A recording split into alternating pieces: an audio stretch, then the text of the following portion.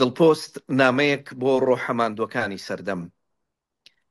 لە شەوێکی درێژی تەنیاییدا، لەو کاتەی کە شار نوقمی دەنگی نۆتیفیکیشن و پەیامە بێ کۆتاکانە، لەو ساتەی کە ملیۆنان چرا داگیرساون، بەڵام هیچ دڵێک ڕووناک نییە.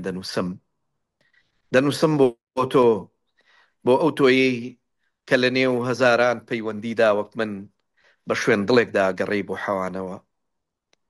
لە سەردەمێکدا کە وشەکان ماناکانیان ون کردووە، خۆشەویستی بووەتە ئیمۆجیەکی سوور و دڵتەنجی بووە تەستیکەرێکی غەمگین.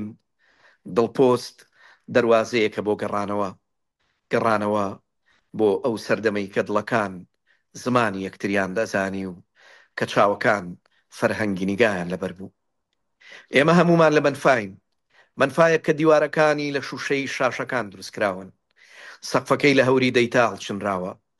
لەم منفایەدا هەریەکەمان گۆشەیەکمان هەڵبژاردووە بۆ تەنیاییەک کە لە ژێر بارانی لایک و کۆمێنتا هێشتا تینووی دڵۆپێک خۆشەویستی ڕاستەقینەیە.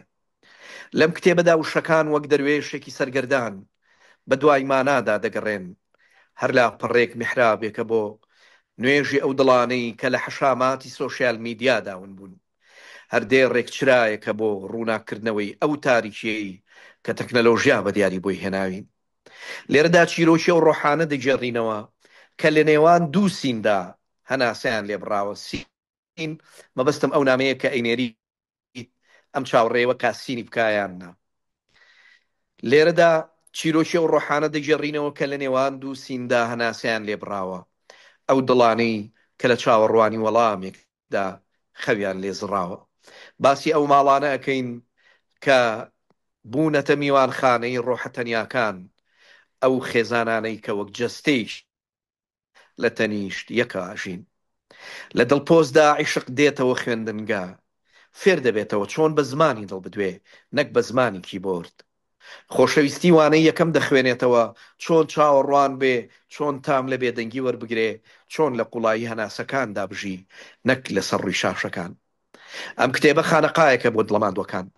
لێرەدا سەماکەین بە ئاوازی ئەو پەیوەندی ڕاستەقینانەی کە لە بیرمان کردوون، زیکرەکەین بە وردی ئەو وشانەی کە جارێک لە جاران مانایان هەبوو.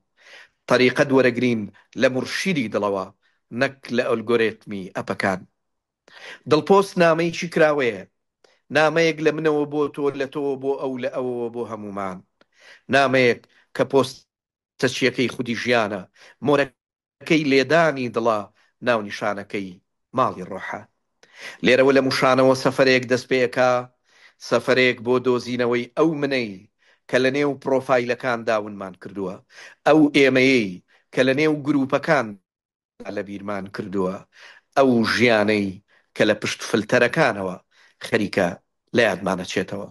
تۆ ژوەرە با پێکەوە لەم خانەقای وشانەدا دابنیشین، با گوێ لە دەنگی دڵمان بگرین، با فێر بینەوە چۆن بژین نەک چۆن پۆست بکەین.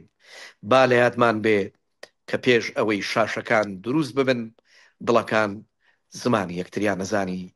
وەرە با پێکەوە ئەم نامەیە بخوێنینەوە، نامەیەک لە دڵەوە بۆ دڵ.